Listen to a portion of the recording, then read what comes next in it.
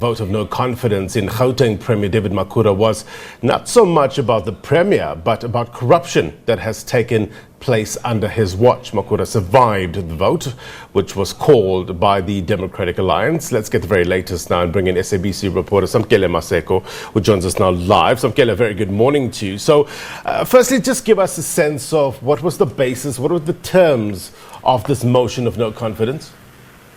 The motion of no confidence was essentially blamed on the terms of the PPE corruption that had allegedly taken place in the province at the stewardship of the Premier of Gauteng, David Makhura, an ANC provincial chairperson. This was stemmed after allegations and that the Premier had been fingered in tender wrongdoing. There was a report in the Sunday World that Makhura was involved in the tender irregularities in the procurement of personal protective equipment in the province, and then that brought about a vote of no confidence by the Democratic Alliance in the province against the Premier. You'd also remember that Makhura was also linked to Hamilton Pele, who was one of the service providers of PPE the tenders within the province. So when Makhura had come out in one of the provincial command briefings and saying that he had not benefited from any tender irregularities, that there had been no vehicle that had been purchased for his son by one of the service providers in the province. There was also allegations when it comes to the issues of corruption within the Department of Health.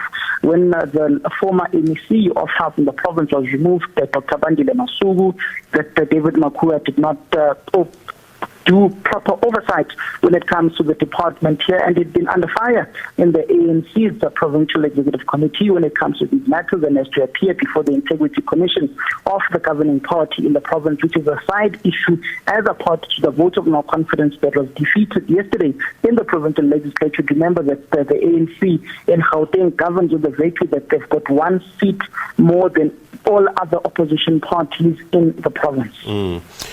So, talk to us about the Premier's standing in the eyes of the public, as well as his footing within the ANC. And what does this vote tell us? Essentially, when it comes to the public domain within the province, David Makhura, he as an individual has not been found of any wrongdoing, of any tender irregularities or any tender fraud. His overall perceptions by residents in Gauteng is not that of corruption. Many perceive him as an individual who is currently under siege within the governing party, as you know that his particular perspective or faction within the ANC is not the dominant one.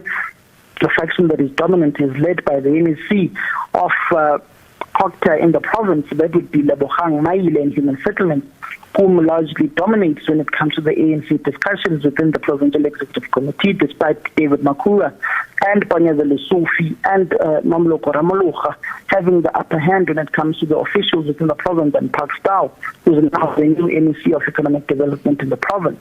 So it essentially tells you that the balance of forces within the province are not tilted in the favor of the Premier as it stands currently in the PEC. You look at the various decisions that are taken by the Provincial Executive Committee. You look at how long it took for the Premier to actively discipline the former MEC of Health in the province and remove him and relieve him of his duties, and basically announcing MEC and also the bringing back of Park Stau into the province tells you that David Makhura had no other particular perspective or particular individual that he could appoint in this particular position, as apart from bringing back Park Stau from the Deputy Ministry of Cooperative Governance and Traditional Affairs in the country, which tells you that he is leaning more strongly to what is perceived as the old guard here in Gauteng, and not the newer, younger leaders that are coming up, like Matume Chulwana, who's the leader of the ANC Youth League, despite him being above the age of 35, that he was not favored to take over as the MEC of Health in the province, so subsequently had a reshuffle by the Premier to appoint new MECs in the cohort of MPs that are there in the provincial legislature. They had to go back and bring back Park Stau.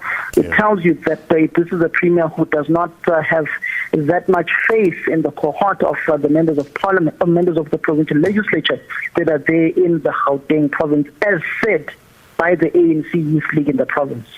Reaction from opposition political parties with regards to this development, and what's their next step?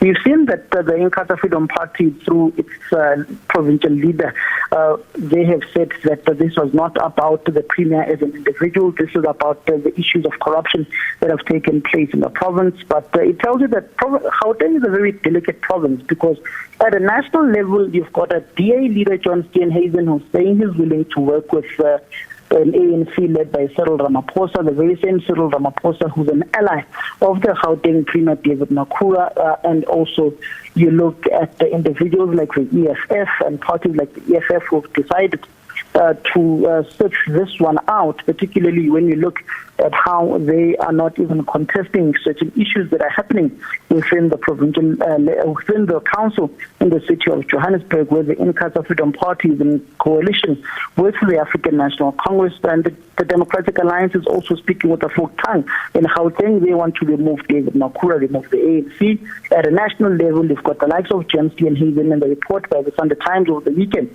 saying that they are willing to work with an ANC led by Cyril Ramaphosa, despite the likes of Natasha Mazoni, who's the chief whip of the Democratic Alliance, now challenging the outcomes of that particular article by the Sunday Times, which prompted their political editor, Sibongabonke Shoba, to release the entire voice recording and transcript of that interview that they had with John Steenhuisen. Samkele Maskeko, appreciate the update, sir. Thank you. Well, Kenya